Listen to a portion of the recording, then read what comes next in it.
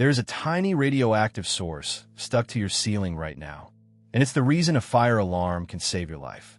It sits inside that white plastic disc above your hallway, quietly working every second of every day. It isn't a camera. It can't see flame, and it doesn't smell anything at all.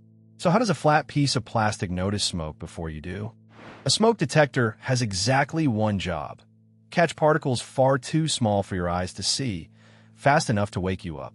Real smoke is a cloud of microscopic soot and tar, often a fraction of the width of a human hair, drifting invisibly through a room well before any haze is visible. By the time smoke is thick enough to see or smell, a fire has usually had minutes to grow, and minutes are exactly what you don't have. The detector has to notice long before that point, using something other than sight, and definitely something faster than your nose. Here's what a lot of people assume: that it works like a tiny nose sniffing for smoke or a thermometer watching for heat. Both are wrong for the most common type in your house. The classic smoke detector uses neither smell nor heat. It uses radioactivity and a very simple trick of physics involving electricity and air. Inside that ionization detector sits a speck of an element called americium 241, giving off a steady stream of alpha particles.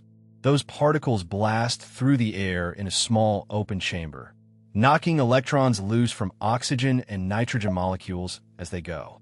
That splits the air into charged fragments, ions, and a small voltage across two metal plates pulls those ions into motion, letting a tiny electric current flow steadily between them. In clean air, with nothing to interrupt the ions, that current sits rock steady, second after second, day after day, completely unnoticed. Now smoke drifts into that chamber. Smoke particles are much bigger and heavier than the fast-moving ions, and they latch onto them, dragging the charge down and slowing everything to a crawl. The steady current between the plates starts to drop, even from a wisp of smoke too thin for you to notice. A tiny chip is watching that current every moment, comparing it against a threshold, and the instant it dips too far, the alarm fires. No flame detection, no heat, no smell involved anywhere in the process. Just a current quietly falling, then a screech loud enough to wake the whole house.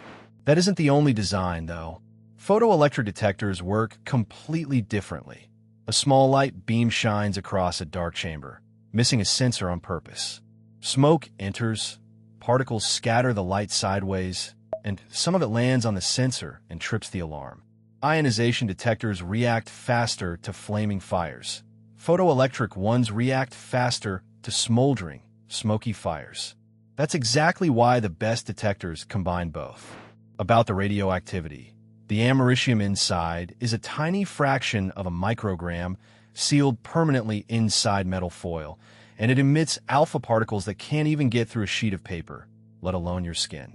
Eating a banana exposes you to more radiation than living under one of these for a year. The real danger was never the tiny radioactive speck. It's an old unit nobody replaced after 10 years, or a battery nobody checked, sitting silent above a hallway for months. So the next time that white disc on your ceiling starts screeching over burnt toast, remember what's actually happening up there. A whisper of radioactive metal, a steady trickle of electricity, and one dip in that current standing between you and a fire you can't smell yet. It's quiet nuclear physics running above your head all day, every day, for years, without you ever thinking about it once.